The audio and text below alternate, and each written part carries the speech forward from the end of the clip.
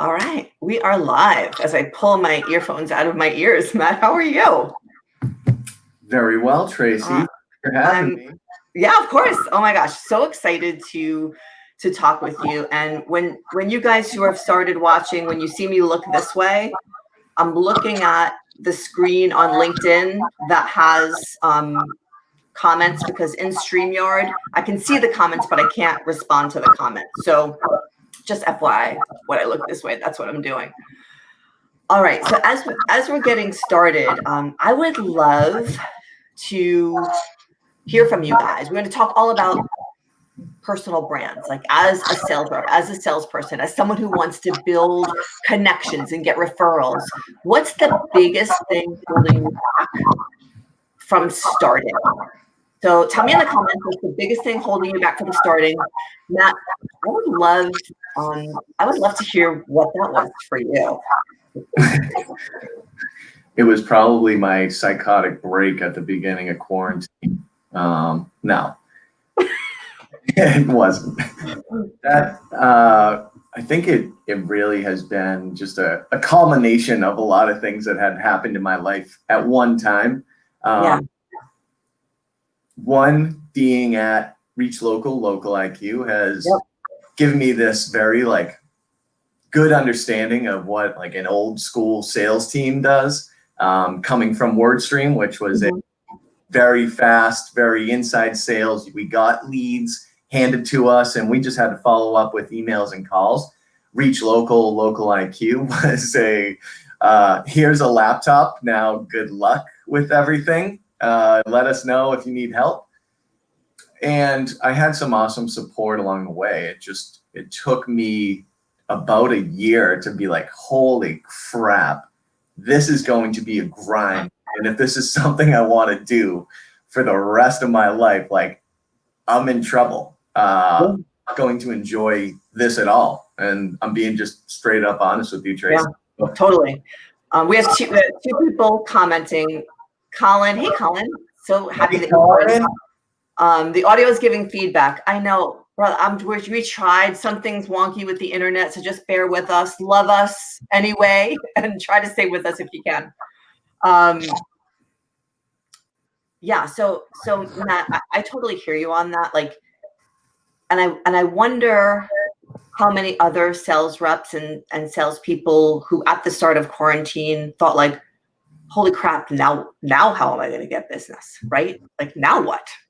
Yeah, I think, well, just towards the end of my first year, it was like, holy crap, what am I going to do to really differentiate myself from other reps selling the same things? I mean, it's such a saturated and competitive industry, digital marketing. So you're calling these businesses up and they have a company they're already working with. They've already worked with 4 other companies. So it was tough to really stand out. And then in the beginning of last year, or of this year, already feels like a year ago. I know, right? I kind of just like really turned things in mentally to stop doing things for what other people thought I should be doing. And this is outside of work too. Like this was just like completely just looking at myself in the mirror and saying like, what is it that I want to do? Like, what is going to make me feel fulfilled? And as that feeling started to manifest in me and I started to express my feelings a lot more through things like therapy and doing all these other things to really help myself mentally, I found that, you know, what I really love to do is put myself on camera, and all my friends can probably attest to this, and even colleagues, Michelle, Miranda, if they're on here too, like they know I love being on camera and I love being silly. So that was really kind of the start. And if you look at my videos, they're not, the ones that I started with are not what they are now. Like, right. I was scared to do it. And it was weird because so yes, let's stay right there. Because I love, you said 2 things. I love to be on video. And then you said in the beginning, you were really scared. And that's what so many people that I talk to come up against. It's like, I know I should do this thing. I know being really vulnerable is good, but I'm freaking petrified. So talk to us about what that fear was and how you either overcame it or pushed through it. Yeah. So vulnerability is something that I think I really struggled with for a large portion of my life. And to finally say to myself, I think it really started with like, okay, I need to do something to differentiate myself. I'm going to put myself on video. And then it came down to actually doing it and trying to figure out what to say. What was I going to do with my hands? And it was just like, what do I do with my hands during these? So like all these little things you all of a sudden care so much about, even though you're not a professional, you've never written a book on it, and you're really just like scared of pressing send. It's like that, like I initially never wanted these videos to come out. Like I wanted to do this as like a secret side hustle until my brother, Pat, who saw one of the videos, he was like, hey, Matt, like, I like the video. Can I share it with my, my network? And I'm like, oh, I don't know. Yeah. And I remember in the back of my head, like, hey, got to be vulnerable. That's the only way you move in this process. And how you get over your fears is just pushing through them. Like saying to yourself, like, I know I'm afraid, being aware, but also that the only way that I learn from anything is actually this feeling and pushing through it. Yeah. Oh, to answer your question, it's like just pushing through that. Pat finally shared the video and I got like all this feedback, all this love from friends, family. And I'm like, all right, I can do this. Like, it doesn't have to be perfect. People don't have to, as long as they take one thing away from it. And if that one thing is like, hey, Matt's putting his face in front of me, he's smiling and talking about what he likes to do for work, then so be it. So. Yeah, I'm answering comments on the LinkedIn profile. That's what you guys see me doing. Yeah, here's the thing that I totally relate to what you're saying. So I remember when I first started with video years ago, and I look back on the videos that I first started with. I mean, I was so buttoned up, man. Like I was reading a script. My hair was perfect. I was like everything was, and it was like so stunted and stilted. But if I didn't suck then, I wouldn't be good now. Like I sucked really hard. Like it was so bad. And you're right. The fear of judgment. And James Calzini, thanks so much for joining us. He says fear of the unknown can be crippling or motivating depending on the person. Yes. And it could be crippling or motivating depending on the situation too, right? Like, so I think it's really important for us to level set to say, even if you're really comfortable being on camera, like you are, Matt, like it was still hard for you to do this. Yeah. Well, it wasn't private anymore. I love doing Snapchat and being silly on Instagram messages, but like never had turned into a public person. And I always wanted to be guarded and make sure, only the people that know who I am know who I am. And there was a moment, and it probably helped that I did improv when I was in New York City, which like really I did not know that about you. Oh yeah. I love it. Big into improv. Now, I did that at the beginning of the year. I've always wanted to. A friend of mine who's an actor in the city, he was like, Matt, I think you would love this. Like when I was going through a really tough time in the beginning of the year, end of a breakup, I was moving out. Like he's like, Matt, I think this would be great for you to kind of get out of what you're in now. And it just really opened my mind. And it's improv is such a cool skill where the skill is basically in any given moment you can be yourself, but you don't have to. You're just listening. Like that's all it is. I'm listening to things that are going on, and then I'm doing what I feel like doing. Yeah, so, totally. It's been a big help. I want to talk a little bit about now your videos and your approach, because you have a really unique approach. And I remember when I first started following you, it was on Instagram. I first started seeing your videos. I'm like, hey, what the heck is Matt up to? And what I love about what you do is that you've found this way, or you've crafted this way to be yourself in all of the glory that is, connect marketing in a way that feels true to you and make people want to watch your videos, and it doesn't feel like you're selling them something. So talk to me about that. Yeah. So one of my mentors in the New York City office, Jeff Stein. Yeah. Shout out to Jeff, if you're watching, hey from Dallas, miss you. Yeah. So he had instilled in me really early on, like, hey, Matt, you're not selling anything to anyone. You're educating them. And Jeff is such an educator and awesome at using analogies to make very complex explanations into very simple understanding. So he had really helped me kind of connect those dots, but I never truly knew what he meant by educate, don't sell. Like, you don't, it doesn't just turn on because if you've been selling for a long time, you have this like this muscle memory that's always a seller, and you're always, oh yeah, when do you think this will be in, and just like deadline stuff, and it's gross, to be honest. But yes. during these videos, what started to happen was that I was attracting this audience of people that were like my mom, aunts, friends, all kinds of family, like people that have no idea digital marketing at all. They just want to see me and support me, which is fun. So then what I started thinking about was how can I make it easy enough for them to understand, because they are part of my network just as much as anyone else, right? Like, they're actually probably my best word of mouth referrals. So how can I make them understand what it is that I do in a way that they can turn around and be like, oh, yeah, Matt Urban, this is Matter of Marketing. I'm not sure what he talks about, but he seems to love it. Like, you should talk to him.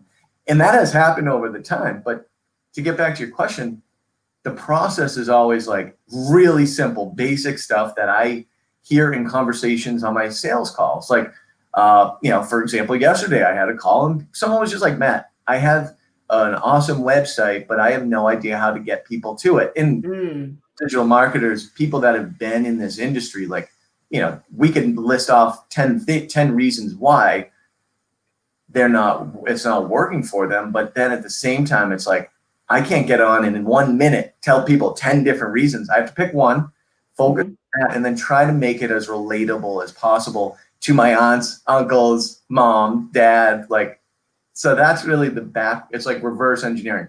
Find something I talk about with clients, break it down as simple as possible, get it just a little tidbit that people can walk away with, and try to make it easy to understand.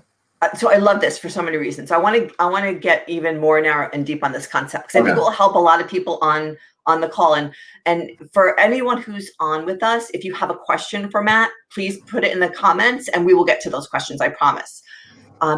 So a thing that I see a lot of people do that are trying to do what you do is they either go really, really wide in general, right, about something, or they try to stuff a lot of detail into like a 10-minute video. Like, they're talking about everything from, SEO to backlinks to PPC to all of these different things. Is nothing for the customer or the client or the prospect or the viewer to focus on and relate to. So I love how you said, think about what you might talk with a customer about, and it might be 10 things, pick one of those things, and then talk about it in a way that makes it relatable to everyone. That's really, really important, because when you try to go too detailed or when you try to go too broad, it's like you're not giving anyone anything to focus on, right?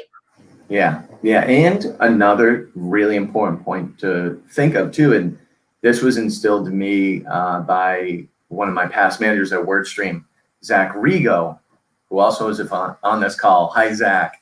He's a big fan of mine and also one of my mentors, but he always was in the sense of, like, when we were at WordStream, you want to give enough information, but not all of the answers to the test, right? So when you're thinking about prospects and who you're getting in front of, like, you want to make it easy to understand, but you also don't want to give them all the answers, because one, it's a long video that's going to take, you can go on YouTube right now and find all the answers if you want. And if you have 30, 45 minutes or an hour, you certainly can find those, but I'm looking at this as more of like a 1-minute commercial of, hey, here's an idea, here's what I think, here are 3 things you can take away. But if you turn around to your computer and like, hey, I'm going to try to do this, and you fail, you're probably going to be like, oh, well, you know what?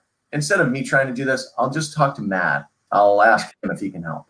Yeah, because he seems really smart and he seems like a cool, fun guy too, It's kind right? of like it's a teaser. I think that's the way to explain it. Yeah, I love that, and I think that parlays perfectly into it. I want to if you haven't checked out Matt's profile and his LinkedIn and Instagram profile, definitely look at his videos, because like I think Dr. Evil is my favorite, but also SEO Mullet I love, and like then the Oktoberfest person, what is that called? The beer whatever person. Oh well, the Lederhosen, yeah. Yes, he's the Lederhosen. I've got that for Oktoberfest, and I mean, obviously, right? Yeah. I love it, but inside of the way you make it so engaging, there are nuggets in the way you're talking about branding with businesses that also apply to this conversation. And I want to just talk about one of the posts that you made. You were talking to businesses about their brand and that it had to have like these three key things.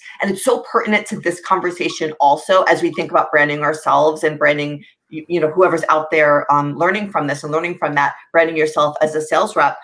Personality, right? You have to bring your personality into it. And just because you are super funny and you're like really quirky and you've got the wigs and the things, that doesn't mean it would be right for everyone, because that's not their personality, right? So you have to stick to who you are intrinsically. Then you talk about the brand messaging and consistency.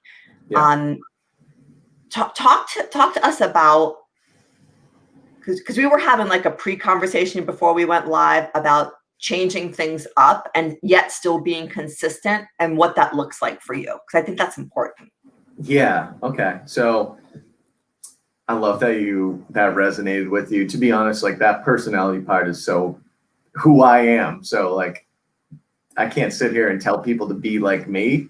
Kind of just find your own lane and stick with it. But in terms of the messaging and consistency, the consistency is just like kind of picking a day of the week.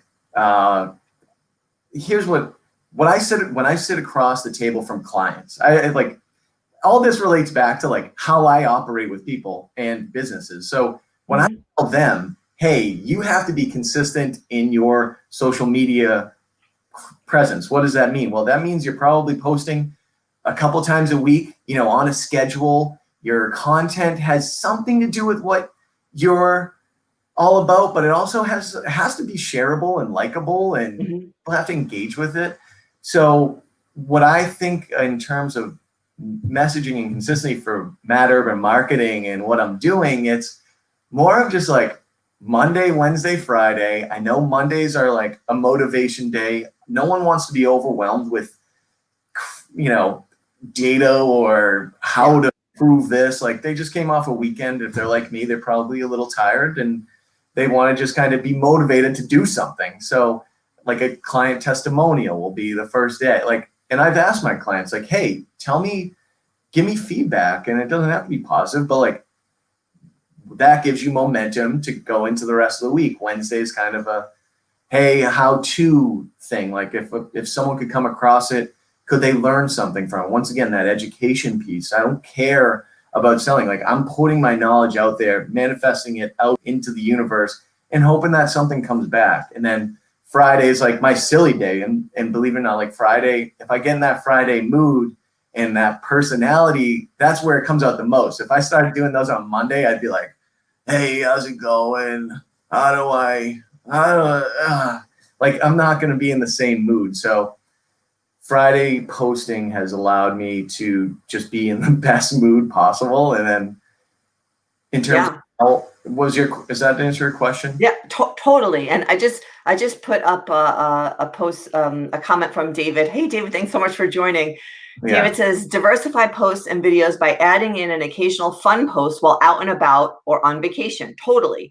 Rather than just coming at the LinkedIn platform with all business content, blend in some real videos or posts that give insight as to who we are in our everyday, aside from just what we do. And I love that. And you do that a lot, Matt. Like there's like I don't know if it's rollerblading or riding your bike, like with your helmet on. Yeah. Yeah. Right. You post about your birthday. You post about the charity that you're raising money for. Yeah. This is, I'm a human being. I like, that's all it is. Yeah.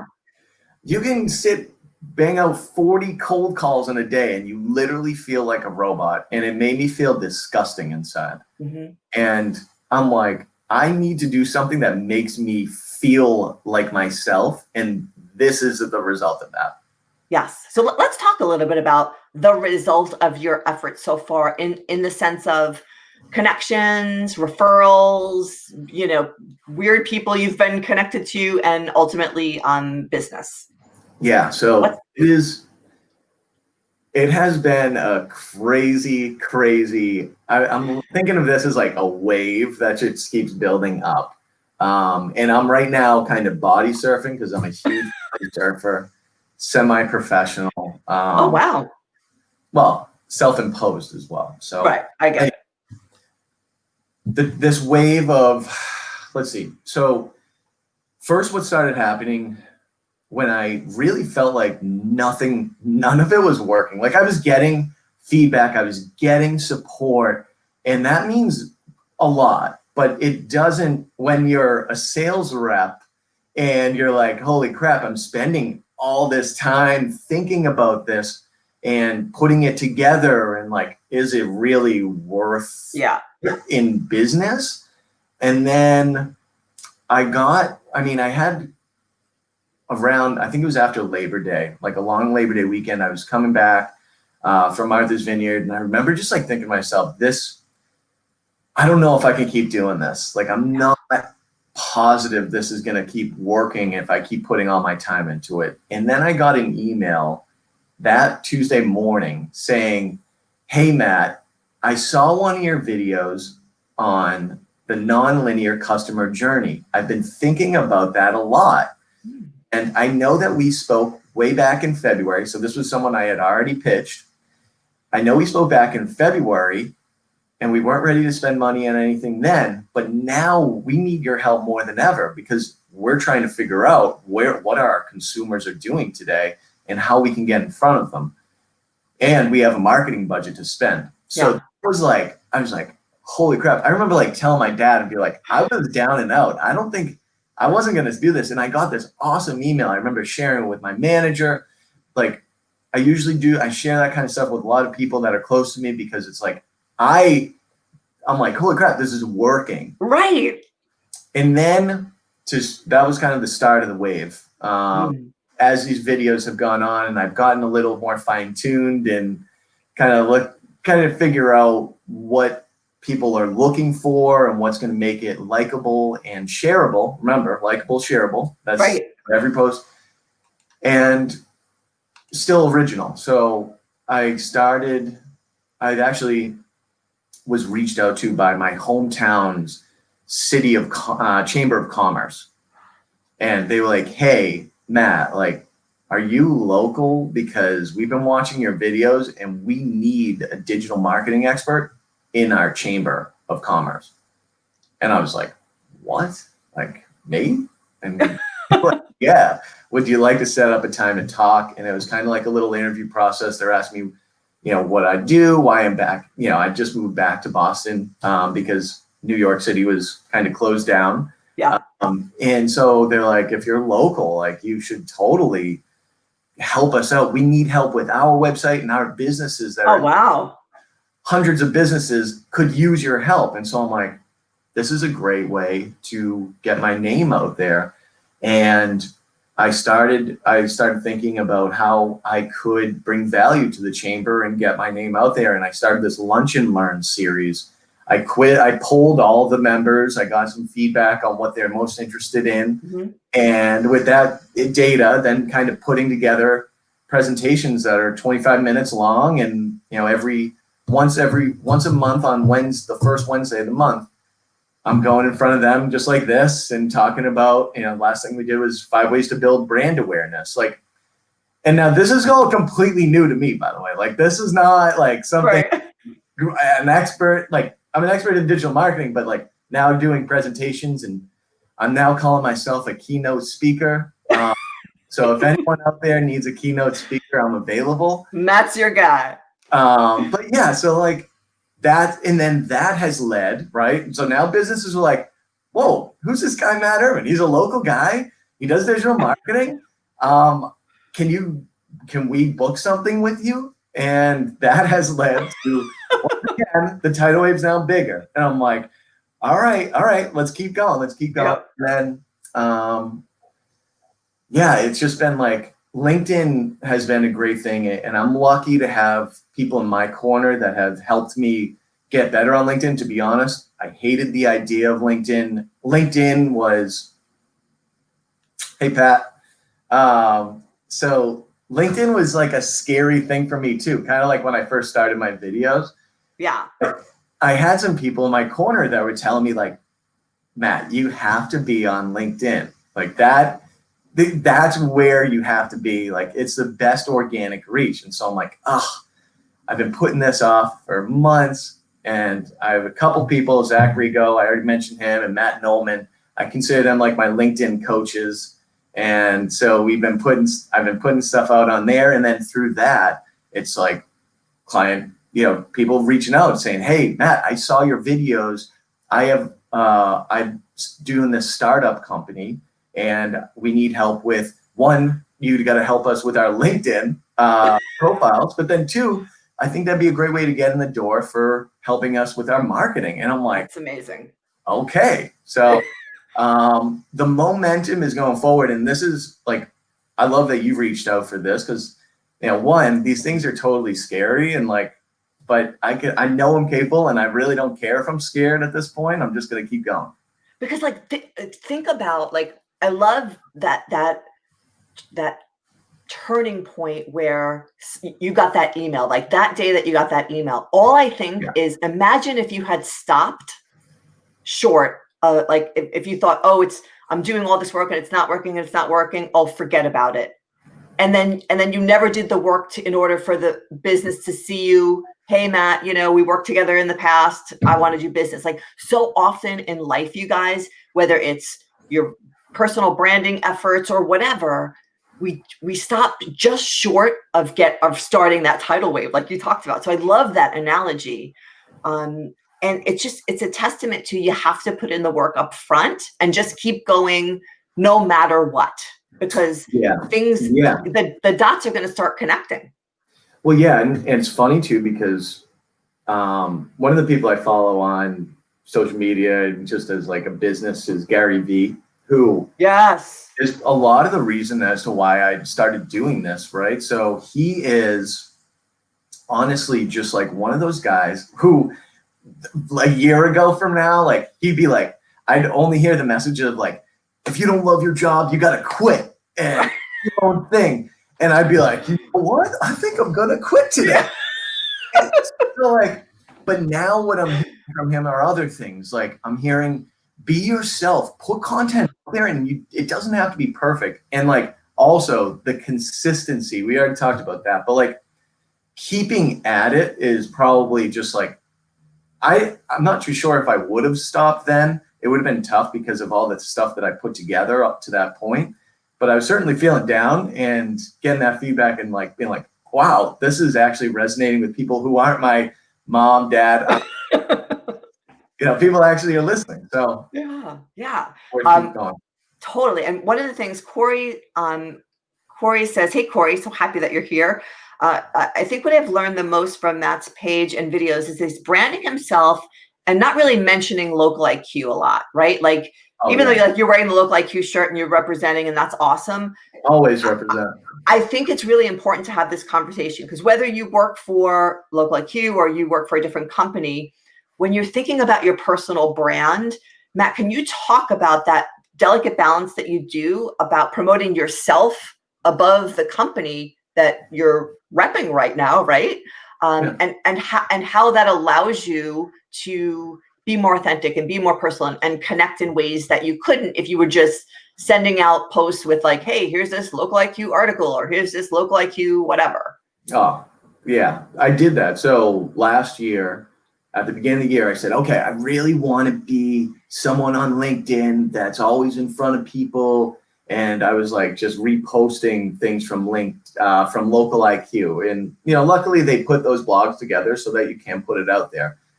But what I have learned, and even back then, it was like I would do those blog posts and I'd get like nothing for engagement. And I'd be like, what the hell? Like, these are good information. I'd write a little story. Oh, one of my clients always running into this. No real feedback or engagement. And then I post a picture of like Cinco de Mayo when we had like a little party, and it's like blowing up because what people like to see, even on LinkedIn, I mean, this goes across the board. Yeah. People buy from people, not brands. Yes. This goes back to kind of the educating versus selling. Like, yes, I can educate you as a human being and be myself in front of you. It doesn't matter what's on my shirt, because you're just going to say, hey, Matt, like whatever you're talking about sounds great. And you sound good about it. So let's work together and see if something works. Like people's guards, it's not like their guards go down, but the guards are certainly up when I'm like, hey, like local IQ or reach local. Like people are like, oh, what's that? And oh, it sounds like a company, and oh, you're trying to sell me something. So yeah, exactly. And one of the, I have a question from someone else that I want to get to. Lexi, hey, it's so good to see you here. I think a big part, and the third part about those three key brand differentiators for companies that you talk about is the third one. I think is the most important one, and that's your purpose and your why.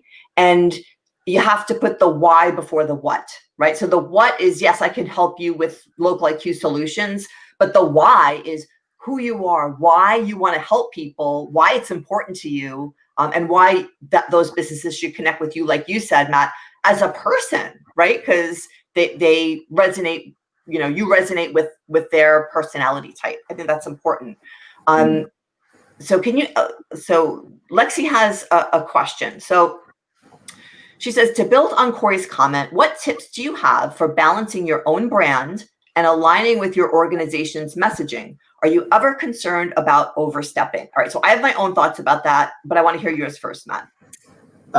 Yeah, so I was absolutely petrified of overstepping at first. To be honest, still kind of am, but at the same time, I'm like, the way that I look at it is I am Matt Urban marketing first. But the only way that I can do any of this is with local IQ having my back, right? Like local IQ is the vehicle, I'm driving it. Like it's like I can take it wherever it wants, but without local IQ, I can't execute on any of these things that I'm telling these businesses. So I'm using the Matt Urban marketing brand as, just a way to say, hey, I'm a human. I'm really good at this digital marketing thing, and I think I can help. And that's getting that meeting. Then when on the meeting, I say straight up, I say, hey, like Matt Urban marketing, that's who I am. But the way that any of this gets done is the awesome team behind me at Local IQ. Yeah. I've been working for 2 years. And they are the ones that I have Facebook teams, I have website teams, I have Google Ads teams behind me. But I am your guy. I am your quarterback of this whole game. And I'm going to make sure these teams are aligned with what you're trying to achieve. Yeah, totally. I love that answer. You have to be transparent about that. And people are like, oh, okay, I get it. Yeah, makes perfect sense. And Lexi, can you say more in the comments about what you mean by overstepping? Because I think I'm going to answer it in the way I think you're saying, but I just want to make sure we understand what the overstepping means. So here's how I think about it. And I had a conversation this morning with a friend, and we were talking about personal branding and digital marketing, and how do you do that in a way that makes sense and closes deals. When it comes to your brand, your personal brand on social media, I'm going to say it has nothing to do with the company you work for. So what I mean by that, I'm not saying you shouldn't honor the company that you work for and not do anything that would reflect poorly. I'm not telling you to go renegade or say bad things at all. What I'm saying is you own your brand, regardless of the company you work for. So whenever I talk to people, the biggest thing, and this is what you do so well and what we've been talking about, is talk about your why from your heart, right? Not about local IQ's why. You can talk about that once you get the meeting, or you can talk about that sometimes in videos, but people want to know what your why is. So you can say whatever your why is, you can talk about whatever you want on your personal brand, right?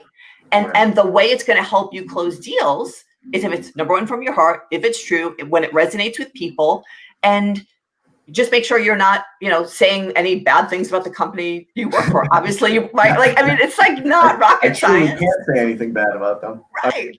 No, yeah. They're doing all the work and they're paying me, so. Obviously, same.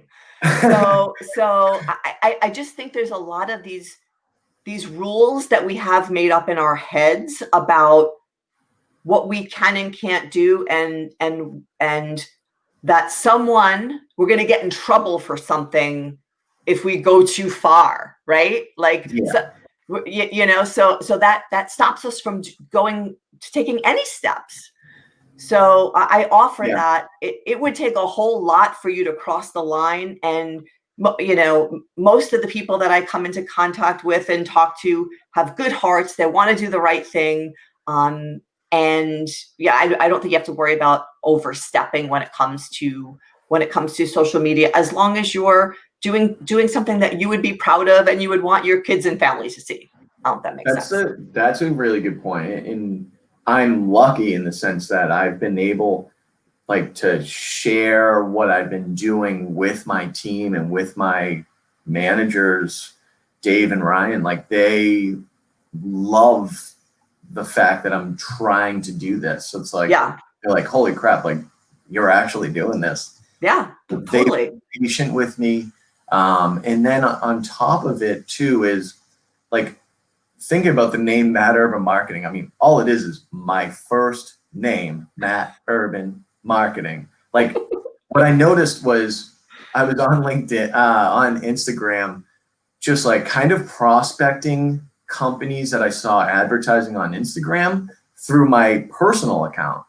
Now, personal account has a picture of Kramer from Seinfeld in glasses. I don't know if you're in the episode, but smoking a cigarette, like that's my personal life. So I'm like, I should just create my own account where I can post these things, kind of like a Pinterest. Like, it's like, I just have this account kind of focused on marketing. And this was so early on, I didn't really know what I was going to be doing with it, but it gave me that blank canvas rather than you looking at my personal account and seeing me doing pictures with like my cousins dressed up in motorcycle gear, right, denim.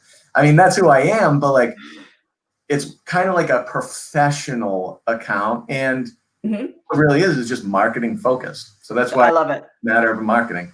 Kind of like he says, use your name. It's like your name is your brand. Totally. And it's a great distinction, right? Like, it's that line, right? Here's my personal fun friend stuff, and here's completely different. Yeah. A couple questions from Mallory Hughes. Hey, Tracy, I'm joining a little late here. Dang sales meetings. I know, right? They get in the way of life. Kidding. Any chance this is being recorded so I can watch what I miss? Yeah, absolutely. This will be you'll be able to see this on my LinkedIn profile. I'm also going to download it. Going to give it to Matt. He's probably going to put it on his social media profiles. Matt, do you have a YouTube channel? Yeah. Okay, yeah. He'll put it on his YouTube channel. So sad, though. I will be putting it on that for sure. Yeah. So yes, Mallory, it will be available. Are you cool with us taking a couple questions, Matt? Yeah. Before we wrap up. All right. So James says, what personal practices do you have to remove anxiety prior to presenting to a new group who might be potential customers? And do you use the same practice prior to getting up on stage for stand-up? I think it's natural to have butterflies before all these things. And you have to be super self-aware that those butterflies are perfectly okay. It's part of the process, but you have to just push through them. And like with improv, it's just literally, you have to trust yourself that you're going to be okay. And I think that trust in yourself turns into confidence. And so you and I, Tracy, we didn't talk about anything we were going to talk about. I think we were like, oh, send me some talking points. And I put together like a couple like slides. I wasn't too sure how we were going to do this. And then I'm like, what am I even doing? Like, I perform best when I have no idea what's going on. Same, cold. Yeah, Same. exactly. So I think the practice is really just trusting yourself and knowing that you're confident enough to really accomplish anything you want, not just LinkedIn live events or stand up. Right. And I love this conversation because it's so true that trust, like when you keep showing up for yourself and showing and teaching yourself that you trust yourself by doing something, flying without a net, like going on video without a script and just speaking from your heart, the more you do that, the more you are going to trust yourself, and those butterflies will turn into excitement instead of feeling nervous. I feel great right now. Same, like anytime, like give me a microphone and an audience, and like that's my favorite place to be. But it wasn't always like that for me. Like I said in the beginning, I had to really suck, and I did. And it was only through doing it and watching it and getting really comfortable with watching myself on video and going, okay, let's not do that anymore, or let's not like that. That really sucked, or whatever. But it only happens through, it's an evolution. You're not going to just turn on the video one day and just be great. I mean, maybe you are, but likely not, right? So I love the focus on self-trust. It's like, just let yourself start to talk and trust that the words will come. Because even if you stumble, even if you get tied up in knots, the words will come out, right? For sure. Yeah. I always think back to like, I'm a huge karaoke guy, like, and I am awful, by the way. So I take that like feeling of when I get off the karaoke stage, it's like this like crazy high, like it's like tunnel vision where I'm like, oh my God, I got to do another song. And then like my brother Pat's like, dude, that was awful.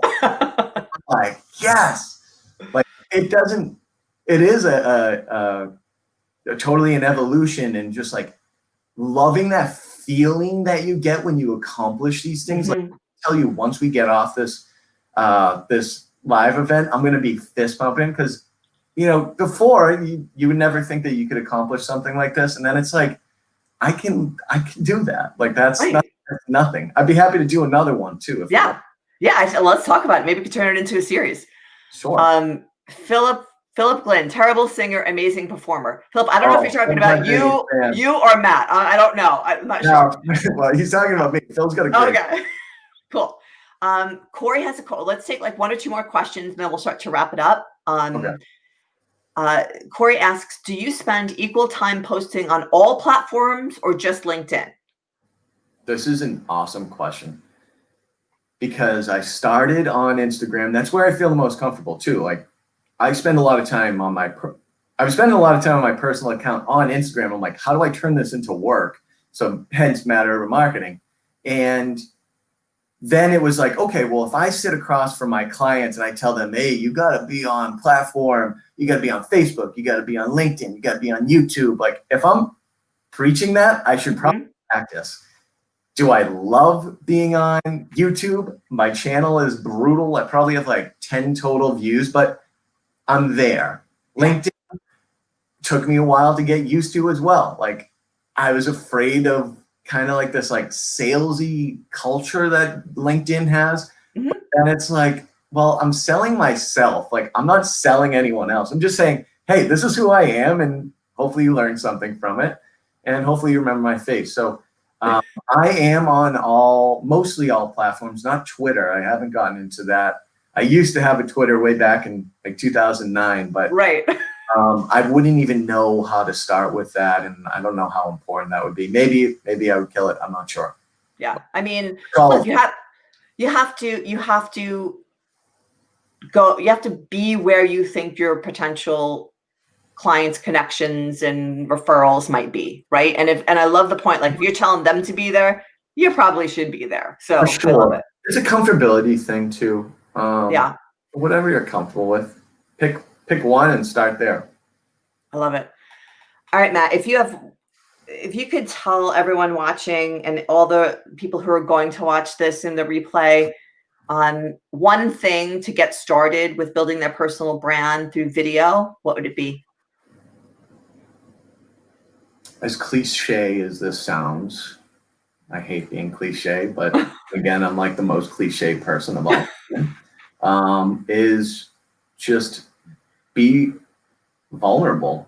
Yeah.